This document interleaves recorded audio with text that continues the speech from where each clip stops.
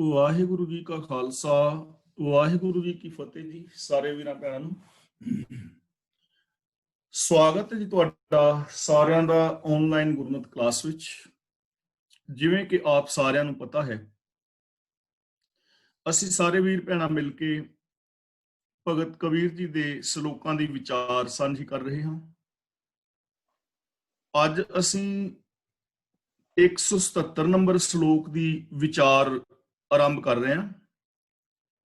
ਇਹ ਪਾਵਨ ਸ਼ਲੋਕ ਆਦਿ ਸ੍ਰੀ ਗੁਰੂ ਗ੍ਰੰਥ ਸਾਹਿਬ ਜੀ ਦੇ ਪਾਵਨ ਅੰਗ 1373 ਤੇ ਅੰਕਿਤ ਹੈ। 177 ਨੰਬਰ ਸ਼ਲੋਕ ਹੈ, 1373 ਅੰਗ ਹੈ। ਕਬੀਰ ਭਲੀ ਭਈ ਜੋ ਭਉ ਭਰਿਆ, ਦਿਸਾ ਗਈ ਸਭ ਭੂਲ, ਓਰਾ ਗਰ ਪਾਣੀ ਪਿਆ, ਜਾਏ ਮਿਲਿਓ ਢਲ ਕੂਲ। दिशा गई बोलना है, जिवें बिंदी लगी है, गई नहीं बोलना, गई। कबीर भली पई, भली पई का मतलब चंगा हो गया, यानी मन की हालात जिहड़ी चंगी हो जाती है। कदों? जो भौ भरिया, जदों प्रभु का डर अंदर बह जाता है। डर का मतलब अदब, प्यार। जिस दे हिरदे दे अंदर रब्बी गुणां दी प्रीत पैदा हो जाती है, अदब पैदा हो जाता है, डर पैदा हो जाता है, ਉਹਦੇ दिल की हालात चंगी हो जाती है, ਉਹਦੀ सोच महान हो जाती है। दिशा गई सब भूल, दिशा का मतलब होर पासे दी भटकना, भूल का मतलब भुल जांदियां ने, ਉਹਨੂੰ होर पासे सारे भुल जाते हैं। जिवें जातिवाद है, मेर तेर है, अवर्तन राते आदि कर्म कांड ने, झूठ फरेब है, ईर्खा द्वेष है, ये सारियां जिहड़ियां भटकनावां ने उहनूं भुल जांदियां ने। ਉਹਦਾ मन होर पासे बिल्कुल नहीं भटकदा, केवल प्रभु दे गुणां दे विच रब्बी रजा दे अंदर ਉਹਦਾ मन जुड़ जांदा है। किदा? जिस ते मन दे अंदर डर पैदा हो जाए, रब दा अदब पैदा हो जाए। हुण ये चीज ਸਾਨੂੰ विचार ਲੈਣੀ ਚਾਹੀਦੀ ਹੈ, क्योंकि जिस दे नाल ਅਸੀਂ प्यार करते हैं, आम जे दुनियावी गल करके वेखीए, कोई रिश्तेदार सज्जन मित्र जिसका साडी जिंदगी विच अदब सत्कार प्यार होवे, तां एक तां असीं उहदी हर गल मनदे हां, दूजा असीं उसदी हर शै दे नाल प्यार करदे हां, ते तीजा असीं उहदा कोई नुकसान नहीं करना चाहते, सगों उहनूं खुशी देना चाहते। इसे तरह जदों रब्बी प्यार किसी की जिंदगी विच पैदा हो जाता है, तो रब की इस खलकत दे नाल प्यार करता है। इस दुनिया के अंदर किसी का वह नुकसान नहीं करता, सगों दूजियां नूं सुख शांति प्रदान करने का यतन करता है। और उस दियां जिन्ना भी भटकना सी ना, मन कदे किसी पासे भटकदा सी, कदे किसी पासे भटकदा सी, उसका मन भटकन तो रुक जाता है और वो निरोल सच दे नाल जुड़ जाता है, रब्बी गुणां दे नाल जुड़ जाता है। मन की हालात चंगी हो जाती है, बोल चंगे हो जाते हैं, सोच चंगी हो जाती है, बिहेवियर चंगा हो जाता है। तो इसका रिजल्ट की निकलता है, ਇਹਦਾ ਉਹਨੂੰ फल की मिलता है? ओरा गर पानी पिया, जाए मिलियो ढल कूल। कूल का मतलब है नदी, ढल का मतलब रेड़ के, ओरा का मतलब गड़ा, गर का मतलब गल के, पानी पै का मतलब पानी बन गया। तो जिवें गड़ा पिया होए ना, आकाश विचों जदों गड़े डिगदे ने, तो गड़ा वास्तव विच वैसे ते पानी ही हुंदा है, टैंपरेचर माइनस होने करके ते वो जम जांदा है। नदी दे किनारे गड़ा पिया होया है और नदी तो वखरा है, पर जदों उसनूं सेक मिलदा है, निग मिलदा है, वो गड़ा गलदा है, ढल जांदा है। ते जदों ढल जांदा है, पानी बनदा है, ते रिड़ के नदी विच मिल के नदी दा रूप हो जांदा है। निक्का जिहा ਬਣਿਆ सी, कठोरता सी ਉਹਦੇ ਵਿੱਚ, नदी ਦੇ किनारे ਹੁੰਦਾ, नदी ਤੋਂ ਵੱਖਰਾ ਸੀ, पर ਜਦੋਂ ਸੇਕ ਮਿਲਦਾ ਹੈ ਨਾ, ਨਿੱਘ ਮਿਲਦਾ ਹੈ, ਉਦੋਂ ਉਹ ਗੜਾ ਪਾਣੀ ਬਣ ਜਾਂਦਾ ਹੈ, ਢਲ ਕੇ, ਰਿੜ ਕੇ, ਨੀਵੇਂ ਪਾਸੇ ਨੂੰ ਨਦੀ ਵਿੱਚ ਜਾ ਕੇ ਮਿਲ ਜਾਂਦਾ ਤੇ ਇੱਕ ਦਰਿਆ ਬਣ ਜਾਂਦਾ। ਇਸੇ ਤਰ੍ਹਾਂ ਜਦੋਂ ਸਾਡੀ ਜ਼ਿੰਦਗੀ ਅੰਦਰ ਪ੍ਰਭੂ ਦਾ ਭੈ ਅਦਬ ਪੈਦਾ ਹੁੰਦਾ ਹੈ, ਗੁਰਬਾਣੀ ਔਰ ਗੁਰੂ ਗਿਆਨ ਦਾ ਸੇਕ ਨਿੱਘ ਸਾਨੂੰ ਮਿਲਦਾ ਹੈ, ਤਾਂ ਤਿਵੇਂ ਜਿਵੇਂ ਗੜਾ ਪੰਗਰ ਕੇ ਪਾਣੀ ਵਿੱਚ ਜਾ ਰਲਦਾ ਨਾ, ਇਵੇਂ ਸਾਡੀ ਈਗੋ ਖਤਮ ਹੋ ਜਾਂਦੀ ਹੈ ਔਰ ਬੰਦਾ ਰੱਬ ਦੇ ਵਿੱਚ ਮਿਲ ਕੇ ਰੱਬ ਦਾ ਰੂਪ ਹੋ ਜਾਂਦਾ। ਜਿਵੇਂ ਅਸੀਂ ਪਿੱਛੇ ਸ਼ਲੋਕ ਪੜ੍ਹ ਰਹੇ ਨਾ, ਕਬੀਰ ਰੋੜਾ ਹੋਏ रो बाट का तज मन का अभिमान, ऐसा कोई दास होए ताहे मिले भगवान। ਤੇ ਇਹਨਾਂ ਸ਼ਲੋਕਾਂ ਵਿੱਚ ਅੱਗੇ ਜਾ ਕੇ ਕਹਿੰਦੇ ਸਨ, ਹਰ ਜਨ ਐਸਾ ਚਾਹੀਏ ਜੈਸਾ ਹਰ ਹੀ ਹੋਏ। ਤਾਂ ਉਹ ਬੰਦਾ ਰੱਬ ਦੇ ਅੰਦਰ ਮਿਲ ਕੇ ਰੱਬ ਵਰਗਾ ਹੋ ਜਾਂਦਾ ਹੈ। ਕੌਣ? ਜਿਹਦੇ ਅੰਦਰ ਪ੍ਰਭੂ ਦੀ ਪ੍ਰੀਤ, ਡਰ ਔਰ ਅਦਬ ਪੈਦਾ ਹੋ ਜਾਂਦਾ ਹੈ, ਉਹਦਾ ਮਨ ਇਧਰ ਉਧਰ ਭਟਕਣ ਤੋਂ ਹਟ ਜਾਂਦਾ ਹੈ। ਤਾਂ ਦੇਖੋ ਕਿੰਨਾ ਸੌਖਾ ਸਾਧਨ ਦੱਸ ਰਹੇ ਨੇ ਇੱਥੇ। ਨਾ ਤਾਂ ਕੋਈ ਮਾਲਾ ਫੇਰਨ ਦੀ ਗੱਲ ਦੱਸੀ ਜਾ ਰਹੀ ਹੈ, ਨਾ ਕੋਈ ਕਰਮ ਕਾਂਡ ਕਰਨ ਦੀ ਗੱਲ ਦੱਸੀ ਜਾ ਰਹੀ ਹੈ, ਨਾ ਸੰਸਾਰ ਨੂੰ ਤਿਆਗਣਾ ਹੈ, ਨਾ ਪਰਿਵਾਰ ਨੂੰ ਤਿਆਗਣਾ ਹੈ। ਸਿਰਫ ਆਪਣੀ ਜ਼ਿੰਦਗੀ ਅੰਦਰ ਪ੍ਰਭੂ ਦਾ ਅਦਬ ਪੈਦਾ ਕਰਨਾ, ਪ੍ਰਭੂ ਦਾ ਪਿਆਰ, ਰੱਬੀ ਗੁਣਾਂ ਦਾ ਪਿਆਰ ਪੈਦਾ ਕਰਨਾ ਹੈ, ਸਮਰਪਣ ਪੈਦਾ ਕਰਨਾ। ਤੇ ਜਦੋਂ ਗੁਣਾਂ ਦੇ ਅੰਦਰ ਅਸੀਂ ਸਮਰਪਣ ਕਰਾਂਗੇ, ਸਾਡੀ ਜ਼ਿੰਦਗੀ ਚੋਂ ਈਗੋ ਹੰਕਾਰ ਖਤਮ ਹੋਵੇਗਾ, ਤਾਂ ਬੰਦਾ ਪ੍ਰਭੂ ਦੇ ਅੰਦਰ ਮਿਲ ਕੇ ਪ੍ਰਭੂ ਦਾ ਹੀ ਰੂਪ ਹੋ ਜਾਏਗਾ। ਕਬੀਰਾ ਧੂਰ ਸਕੇਲ ਕੈ ਪੁਰੀਆ ਬਾਂਧੀ ਦੇਹ, ਦਿਵਸ ਚਾਰ ਕੋ ਪੇਖਣਾ ਅੰਤ ਖੇਹ ਕੀ ਖੇਹ। ਧੂਰ ਦਾ ਮਤਲਬ ਧੂੜ, ਮਿੱਟੀ। ਸਕੇਲ ਕੈ ਦਾ ਮਤਲਬ ਇਕੱਠੀ ਕਰਕੇ। ਪੁਰੀਆ ਦਾ ਮਤਲਬ ਨਗਰੀ। ਇੱਥੇ ਕਈ ਵਿਦਵਾਨਾਂ ਨੇ ਅਰਥ ਪੁਰੀ ਵੀ ਕੀਤਾ ਹੈ, ਲੇਕਿਨ ਇਹਦਾ ਮਤਲਬ ਪੁਰੀ ਨਹੀਂ, ਇੱਥੇ ਪੁਰੀ ਹੈ। ਪੁਰੀ ਦਾ ਮਤਲਬ ਨਗਰੀ। ਦੇਹ ਦਾ ਮਤਲਬ ਸਰੀਰ। ਕਬੀਰ ਜੀ ਕਹਿੰਦੇ ਨੇ ਜਿਵੇਂ ਮਿੱਟੀ ਇਕੱਠੀ ਕਰਕੇ ਇੱਕ ਨਗਰੀ ਵਸਾਈ ਜਾਂਦੀ ਹੈ, ਤਿਵੇਂ ਪੰਜ ਤੱਤ ਇਕੱਠੇ ਕਰਕੇ ਇਹ ਸਰੀਰ ਰਚਿਆ ਹੈ। ਇਹ ਸਰੀਰ ਰਚਿਆ ਪੰਜਾਂ ਤੱਤਾਂ ਤੋਂ। ਮਾਨੋ ਇਹ ਇੱਕ ਮਿੱਟੀ ਦੀ ਨਗਰੀ ਹੈ, ਯਾਨੀ ਇਹਦੀ ਪਾਇਆ ਬਹੁਤ ਲੰਬੀ ਨਹੀਂ ਹੈ, ਨਾਸ਼ਮਾਨ ਹੈ। ਦਿਵਸ ਚਾਰ ਕੋ ਪੇਖਣਾ, ਵੇਖਣ ਨੂੰ 4 ਦਿਨ ਇਹ ਸਰੀਰ ਬੜਾ ਸੋਹਣਾ ਲੱਗਦਾ ਹੈ। ਅੰਤ ਖੇਹ ਕੀ ਖੇਹ ਦਾ ਮਤਲਬ ਆਖਿਰ ਇਹ ਮਿੱਟੀ ਤੋਂ ਬਣਿਆ ਸਰੀਰ ਮਿੱਟੀ ਵਿੱਚ ਹੀ ਸਮਾ ਜਾਂਦਾ ਹੈ। ਪਹਿਲਾਂ ਇਹ ਸਰੀਰ ਮਿੱਟੀ ਸੀ, ਮਿੱਟੀ ਤੋਂ ਖੁਰਾਕ ਬਣਿਆ, ਖੁਰਾਕ ਤੋਂ ਬਿੰਦ ਬਣਿਆ, ਮਾਸ ਦਾ ਲੋਥੜਾ ਬਣਿਆ, ਬੱਚਾ ਬਣ ਕੇ ਜਨਮਿਆ, ਵੱਡਾ ਹੋਇਆ, ਜਵਾਨ ਹੋਇਆ, ਬਜ਼ੁਰਗ ਹੋਇਆ, ਮਰ ਗਿਆ, ਜਲਾ ਦਿੱਤਾ। ਮਿੱਟੀ ਸੀ, ਮਿੱਟੀ ਵਿੱਚ ਮਿਲ ਗਿਆ, ਰੀਸਾਈਕਲਿੰਗ ਹੋ ਗਈ ਨਾ। ਤਾਂ 4 ਦਿਨ ਵੇਖਣ ਨੂੰ ਇਹ ਸੋਹਣਾ ਲੱਗਦਾ ਹੈ, ਅਖੀਰ ਇਹ ਸਰੀਰ ਨੇ ਖਤਮ ਹੋ ਜਾਣਾ ਹੁੰਦਾ। ਤਾਂ ਇਹਦਾ ਮਤਲਬ ਇਹ ਨਹੀਂ ਕਿ ਸਾਡੇ ਅੰਦਰ ਇੱਥੇ ਨਿਰਾਸ਼ਾਵਾਦ ਪੈਦਾ ਕੀਤੀ ਜਾ ਰਹੀ ਹੈ ਕਿ ਅਸੀਂ ਮਰ ਜਾਣਾ ਹੈ ਜਾਂ ਕੁਛ। ਗੱਲ ਇਹ ਹੈਗੀ ਹੈ ਕਿ ਜਦ ਇਹ ਸਰੀਰ ਨੇ ਖਤਮ ਹੋ ਹੀ ਜਾਣਾ ਹੈ, ਤਾਂ ਫਿਰ ਸਾਨੂੰ ਈਗੋ ਹੰਕਾਰ ਦੇ ਵਿੱਚ ਨਹੀਂ ਭਟਕਣਾ ਚਾਹੀਦਾ। 10 ਦਿਸ਼ਾਵਾਂ ਦੇ ਵਿੱਚ ਸਾਡਾ ਮਨ ਦੌੜਦਾ ਨਾ ਰਹੇ, ਸਗੋਂ ਪ੍ਰਭੂ ਦੇ ਅਦਬ ਦੇ ਅੰਦਰ ਜ਼ਿੰਦਗੀ ਜੀਵੀਏ, ਰੱਬ ਵਰਗੇ ਹੋ ਕੇ ਜੀਵੀਏ, ਜਿਸ ਕਰਕੇ ਸਾਡਾ ਆਪਣਾ ਜੀਵਨ ਵੀ ਸੁਖੀ ਹੋਵੇ ਔਰ ਅਸੀਂ ਸੰਸਾਰ ਦੇ ਅੰਦਰ ਵੀ ਸੁਖ ਸ਼ਾਂਤੀ ਦੇ ਸਕੀਏ। ਇਸ ਜੀਵਨ ਨੇ ਇੱਕ ਦਿਨ ਖਤਮ ਹੋ ਜਾਣਾ ਹੈ, ਇਸ ਲਈ ਸਾਨੂੰ ਚਾਹੀਦਾ ਕਿ ਅਸੀਂ ਇਹਦੇ ਤੋਂ ਕੰਮ ਲਈਏ। ਅਗਲਾ ਬਚਨ ਕਰਦੇ ਨੇ, ਕਬੀਰ ਸੂਰਜ ਚਾਂਦ ਕੈ ਉਦੈ ਭਈ ਸਭ ਦੇਹ, ਗੁਰ ਗੋਬਿੰਦ ਕੇ ਬਿਨ ਮਿਲੇ ਪਲਟ ਭਈ ਸਭ ਖੇਹ। ਹੁਣ ਇਸ ਸਰੀਰ ਦੀ ਜਿਹੜੀ ਹੈ ਨਾ ਮਹਾਨਤਾ ਦੱਸ ਰਹੇ ਨੇ ਕਿ ਇਹ ਸਰੀਰ ਦੀ ਮਹਾਨਤਾ ਕੀ ਹੈ।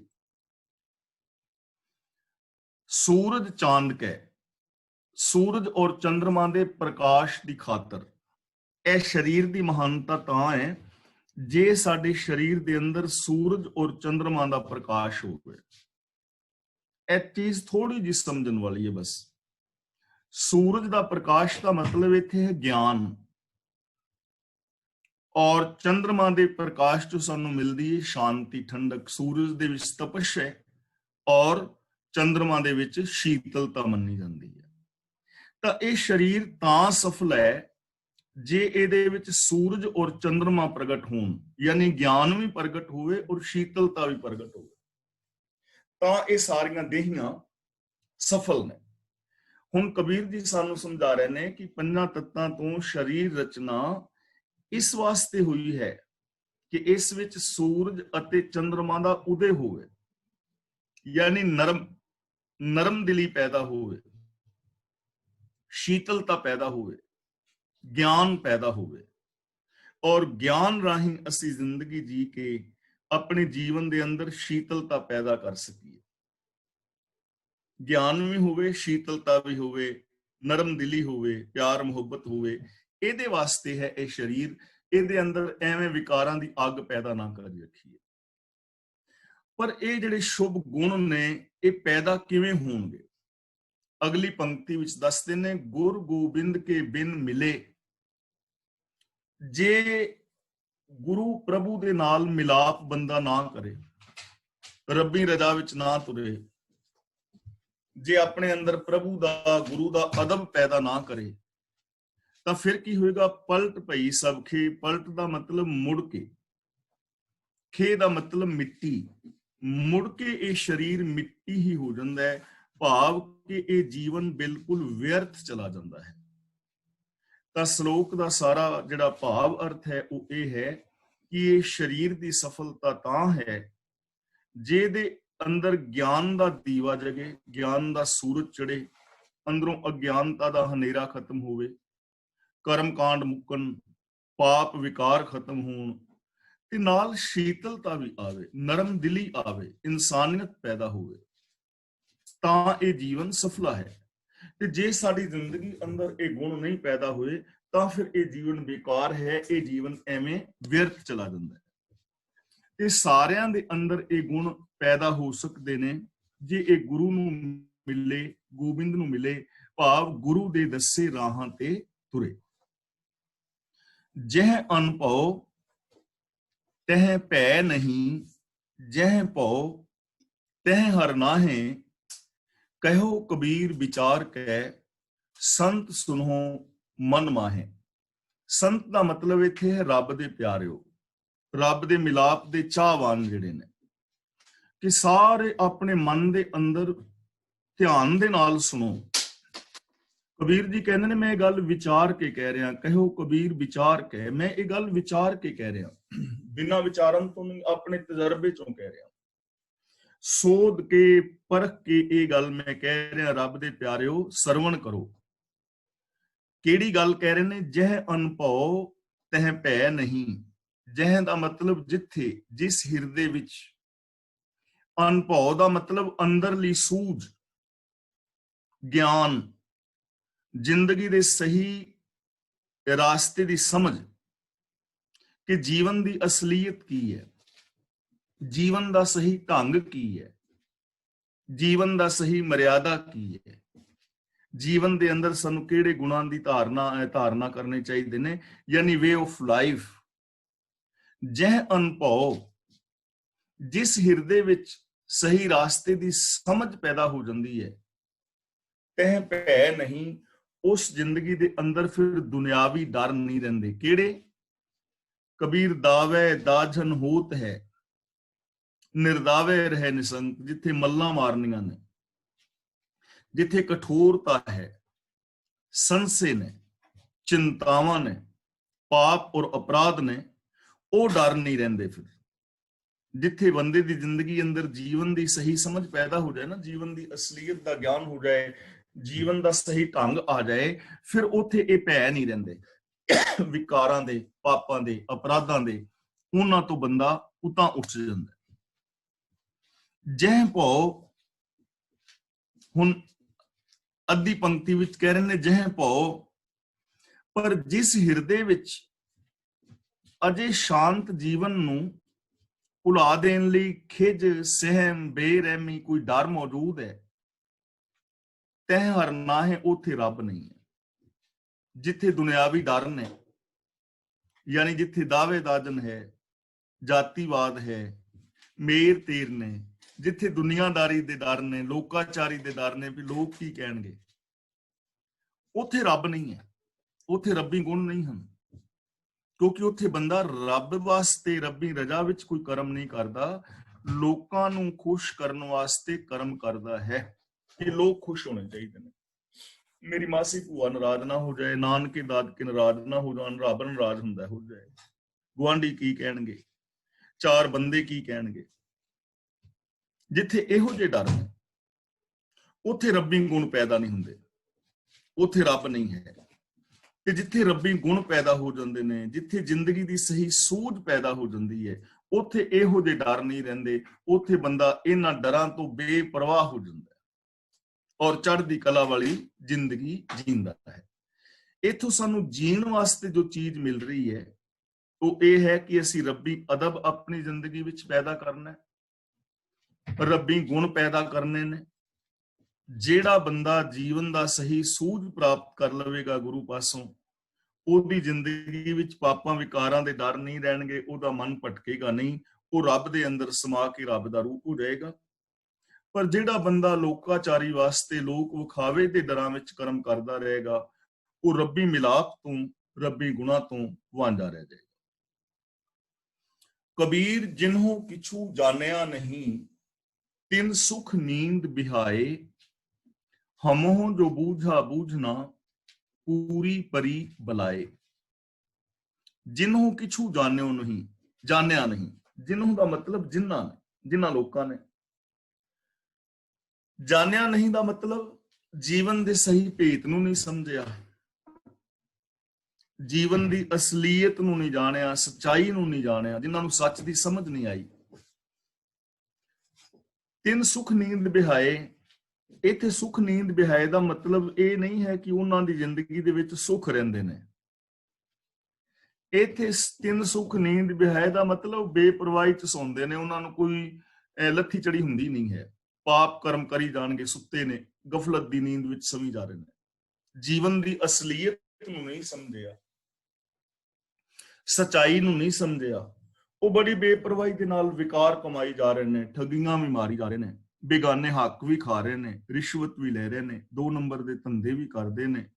ਜੇ ਕਿਤੇ ਧਰਮ ਸਥਾਨ ਤੇ ਜਾਣ ਤੇ ਜਾਰਾ ਲੱਗੇ ਤੇ ਜੁੱਤੀਆਂ ਵੀ ਚੁੱਕ ਲਿਆਉਂਦੇ ਨੇ, ਮੇਰ ਤੇਰ ਦੇ ਵਿਤਕਰੇ ਵੀ ਨੇ, ਜਾਤੀਵਾਦ ਵੀ ਹੈ, ਕਰਮ ਕਾਂਡ ਵੀ ਹੈ। ਉਹ ਇਹੋ ਜਿਹੇ ਕਰਮ ਕਰੀ ਜਾ ਰਹੇ ਨੇ ਕਿਉਂਕਿ ਉਹਨਾਂ ਨੇ ਜਾਣਿਆ ਹੀ ਨਹੀਂ, ਅਸਲੀਅਤ ਨੂੰ ਨਹੀਂ ਸਮਝਿਆ ਕਿ ਐਸੀ ਜ਼ਿੰਦਗੀ ਜੀਣ ਦਾ ਰਿਜ਼ਲਟ ਕੀ ਨਿਕਲੇਗਾ, ਆਉਣ ਵਾਲੀਆਂ ਪੀੜ੍ਹੀਆਂ ਦਾ ਹਾਲ ਕੀ ਹੋਏਗਾ, ਮੇਰੀਆਂ ਆਉਣ ਵਾਲੀਆਂ ਪੀੜ੍ਹੀਆਂ ਦਾ ਕੀ ਹਾਲ ਹੋਏਗਾ, ਮੇਰੇ ਆਤਮਿਕ ਜੀਵਨ ਦਾ ਕੀ ਬਣੇਗਾ, ਮੇਰੇ ਅੰਦਰੋਂ ਇਨਸਾਨੀਅਤ ਖਤਮ ਹੋ ਜਾਏਗੀ। ਜਿਨ੍ਹਾਂ ਨੇ ਇਹਨਾਂ ਚੀਜ਼ਾਂ ਨੂੰ ਸਮਝਿਆ ਨਹੀਂ, ਉਹ ਬੇਪਰਵਾਹੀ ਦੇ ਨਾਲ ਇਹ ਵਿਕਾਰ ਕਮਾਈ ਜਾ ਰਹੇ ਨੇ, ਉਹ ਇਹਨਾਂ ਵਿਕਾਰਾਂ ਦੇ ਵਿੱਚ ਹੀ ਸੁਖ ਮਾਣਨ ਦਾ ਯਤਨ ਕਰਦੇ ਨੇ। ਹਮੋਂ ਜੋ ਬੂਝਾ ਬੂਝਣਾ, ਹਮੋਂ ਦਾ ਮਤਲਬ ਅਸਾਂ, ਮੈਂ, ਬੂਝਾ ਦਾ ਮਤਲਬ ਸਮਝ ਲਿਆ, ਬੂਝਣਾ ਦਾ ਮਤਲਬ ਸਮਝਣ ਯੋਗ ਗੱਲ। ਕਿਹੜੀ ਸਮਝਣ ਯੋਗ? ਕਿ ਜਹ ਅਨਭਉ ਤਹ ਭੈ ਨਹੀਂ, ਜਹ ਭਉ ਤਹ ਹਰ ਨਾਹਿ।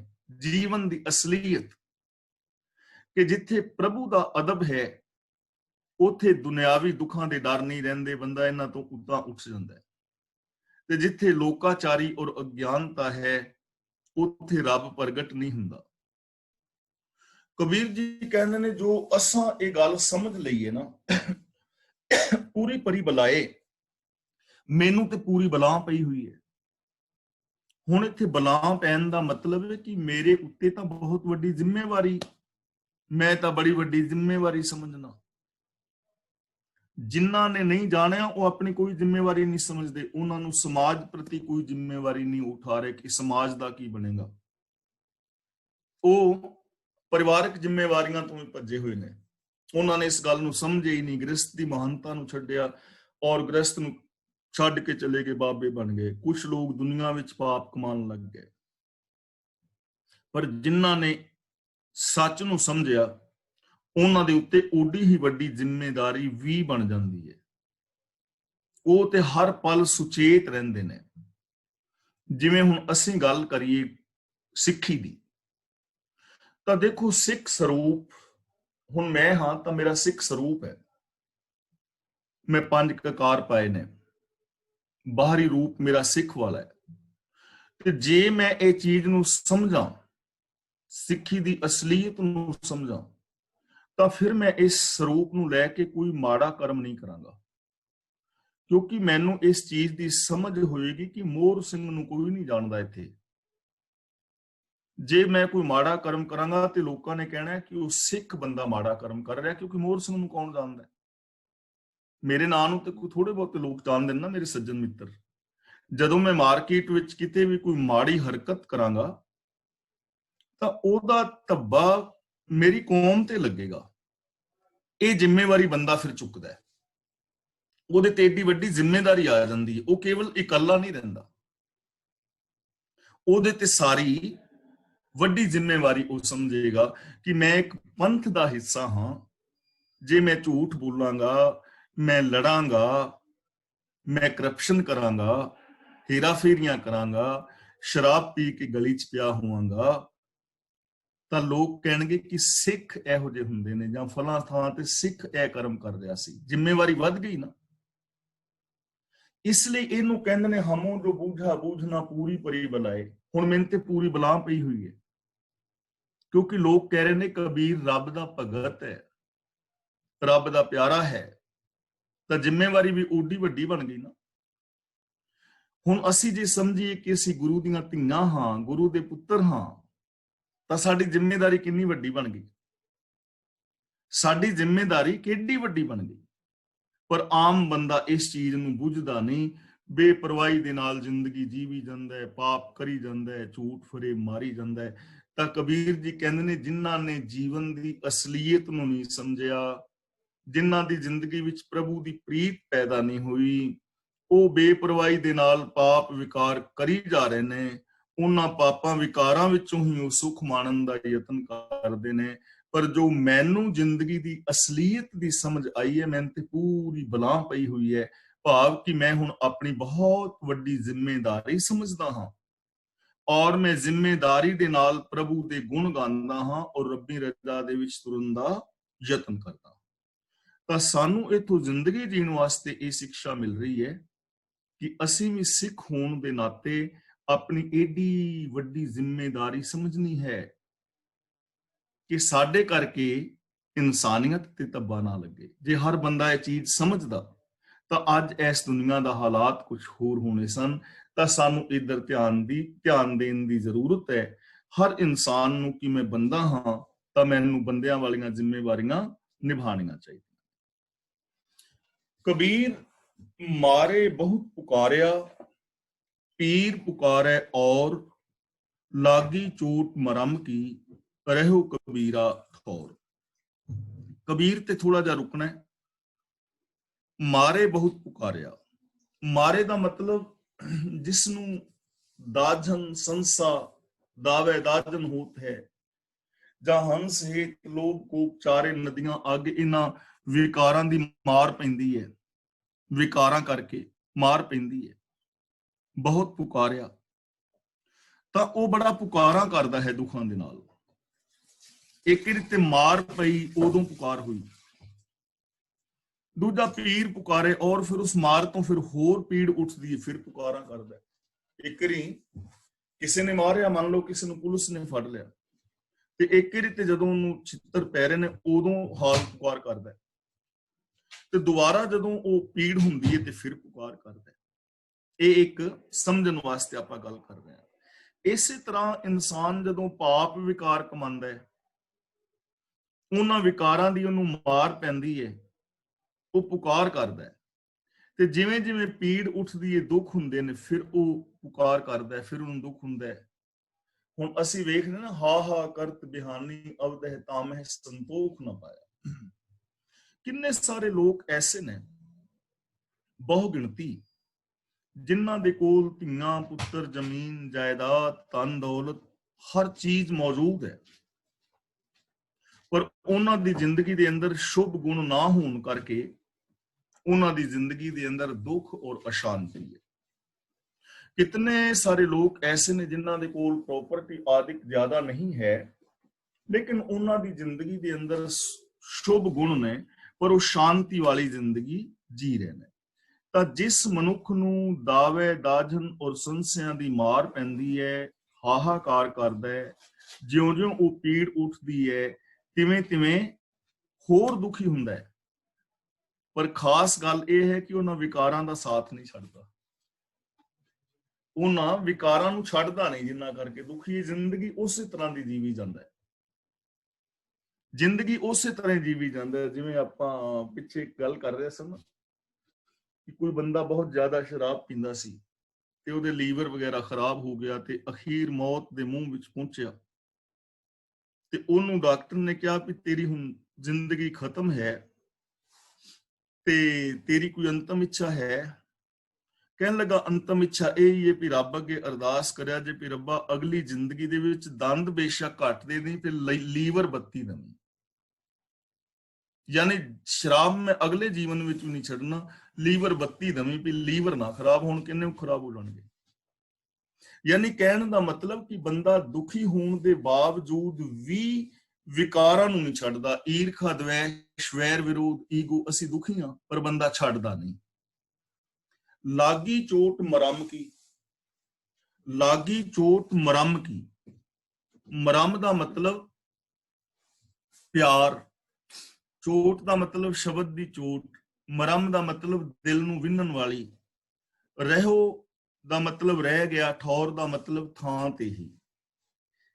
ਜਿਵੇਂ ਕਿਸੇ ਨੂੰ ਹਾਰਟ ਅਟੈਕ ਹੋ ਜਾਏ ਤੇ ਨਾਲ ਦੇ ਨਾਲ ਮਰ ਜਾਂਦੇ ਨਾ ਥਾਂ ਤੇ ਹੀ, ਇਹੋ ਜਿਹੀ ਕੋਈ ਚੋਟ ਲੱਗੀ, ਕਬੀਰ ਜੀ ਕਹਿੰਦੇ ਨੇ ਮੈਂ ਤੇ ਥਾਂ ਤੇ ਹੀ ਰਹਿ ਗਿਆ, ਪੁਕਾਰਨ ਜੋਗਾ ਰਿਹਾ ਹੀ ਨਹੀਂ। ਮੈਨੂੰ ਕਬੀਰ ਨੂੰ ਗੁਰੂ ਦੇ ਸ਼ਬਦ ਦੀ ਐਸੀ ਚੋਟ ਵੱਜੀ ਹੈ ਜਿਨਨੇ ਮੇਰਾ ਦਿਲ ਵਿੰਨ ਲਿਆ ਤੇ ਹੁਣ ਮੈਂ ਥਾਂ ਸਿਰ, ਰਹਿਓ ਕਬੀਰਾ ਠੌਰ, ਠੌਰ ਦਾ ਮਤਲਬ ਥਾਂ ਸਿਰ, ਪ੍ਰਭੂ ਦੇ ਚਰਨਾਂ ਦੇ ਅੰਦਰ ਹੀ ਮੈਂ ਪੱਕੇ ਤੌਰ ਤੇ ਟਿਕ ਗਿਆ ਹਾਂ। ਹੁਣ ਜਿਹੜਾ ਮੇਰਾ ਮਨ ਹੈ ਇਧਰ ਉਧਰ ਭਟਕਦਾ ਨਹੀਂ ਹੈ, ਮੇਰਾ ਮਨ ਇਧਰ ਉਧਰ ਬਿਲਕੁਲ ਵੀ ਭਟਕਦਾ ਨਹੀਂ। ਤਾਂ ਇੱਥੋਂ ਸਾਨੂੰ ਇਸ ਸ਼ਲੋਕ ਦੇ ਅੰਦਰੋਂ ਜੋ ਸਿੱਖਿਆ ਮਿਲ ਰਹੀ ਹੈ ਉਹ ਇਹ ਸਿੱਖਿਆ ਮਿਲ ਰਹੀ ਹੈ ਕਿ ਸਾਡੀ ਜ਼ਿੰਦਗੀ ਦੇ ਅੰਦਰ ਦੁੱਖ ਔਰ ਅਸ਼ਾਂਤੀ ਪਾਪਾਂ ਔਰ ਵਿਕਾਰਾਂ ਕਰਕੇ ਨੇ। ਜਿਹੜਾ ਵੀ ਇਨਸਾਨ ਜ਼ਿੰਦਗੀ ਵਿੱਚ ਪਾਪ, ਵਿਕਾਰ, ਅਪਰਾਧ ਕਮਾਏਗਾ ਉਹਦੇ ਜੀਵਨ ਦੇ ਅੰਦਰ ਦੁੱਖ, ਚਿੰਤਾਵਾਂ, ਭੈ, ਸੰਸੇ ਬਣੇ ਰਹਿਣਗੇ। ਜੇ ਅਸੀਂ ਚਾਹੁੰਦੇ ਹਾਂ ਕਿ ਸਾਡੀ ਜ਼ਿੰਦਗੀ ਦੇ ਵਿੱਚੋਂ ਦੁੱਖ, ਅਸ਼ਾਂਤੀ ਖਤਮ ਹੋਵੇ ਤਾਂ ਫਿਰ ਸਾਨੂੰ ਗੁਰੂ ਸ਼ਬਦ ਦੀ ਚੋਟ ਲੱਗਣੀ ਚਾਹੀਦੀ ਹੈ। ਭਾਵ ਕਿ ਆਪਣੇ ਮਨ ਦੀ ਮੱਤ ਛੱਡ ਕੇ ਗੁਰਮਤ ਆਸ਼ੇ ਅਨੁਸਾਰ ਜੇ ਜ਼ਿੰਦਗੀ ਜੀਵੀਏ ਤਾਂ ਅਸੀਂ ਰੱਬੀ ਚਰਨਾਂ ਦੇ ਅੰਦਰ ਟਿਕ ਸਕਦੇ ਹਾਂ। ਸਾਡਾ ਨਿਵਾਸ ਪ੍ਰਭੂ ਦੇ ਚਰਨਾਂ ਵਿੱਚ ਹੋ ਸਕਦਾ ਹੈ। ਇਸ ਲਈ ਸਾਨੂੰ ਐਸੀ ਜ਼ਿੰਦਗੀ ਜੀਣੀ ਚਾਹੀਦੀ ਹੈ। ਅੱਜ ਦੀ ਕਲਾਸ ਜਿਹੜੀ ਹੈ ਮੈਂ ਇੱਥੇ ਹੀ ਸਮਾਪਤ ਕਰ ਰਿਹਾ ਕਿਉਂਕਿ ਮੈਨੂੰ ਥੋੜਾ ਜਿਹਾ ਬੁਖਾਰ ਔਰ ਖਾਂਸੀ ਵਗੈਰਾ ਤੇ ਕੋਵਿਡ ਟੈਸਟ ਮੈਨੂੰ ਕਰਾਉਣ ਵਾਸਤੇ ਜਾਣਾ ਪੈਣਾ ਤੇ ਉਹ ਅਪਾਇੰਟਮੈਂਟ ਸੀ, ਤੇ ਇਸ ਲਈ ਮੈਂ ਅੱਜ ਦੀ ਕਲਾਸ ਇੱਥੇ ਸਮਾਪਤ ਕਰ ਰਿਹਾ। ਜੇ 1-2 ਮਿੰਟ ਦੇ ਵਿੱਚ ਕਿਸੇ ਵੀਰ ਭੈਣ ਦਾ ਕੋਈ ਸਵਾਲ ਹੈ ਤਾਂ ਉਹ ਆਪ ਸਵਾਲ 1-2 ਮਿੰਟ ਦੇ ਵਿੱਚ ਪੁੱਛ ਸਕਦੇ ਹੋ, ਕਿਉਂਕਿ ਮੈਂ ਫਿਰ ਉਹ ਟੈਸਟ ਵਾਸਤੇ ਜਾਣਾ ਸੀ ਤੇ ਇਸ ਕਰਕੇ ਫਿਰ ਅੱਜ ਮੈਂ ਸਮਾਪਤ ਕਰ ਰਿਹਾ ਕਿਉਂਕਿ ਮੈਨੂੰ ਥੋੜਾ ਬੁਖਾਰ ਔਰ ਖਾਂਸੀ ਵਗੈਰਾ ਸੀ। ਵਾਹਿਗੁਰੂ ਜੀ ਕਾ ਖਾਲਸਾ, ਵਾਹਿਗੁਰੂ।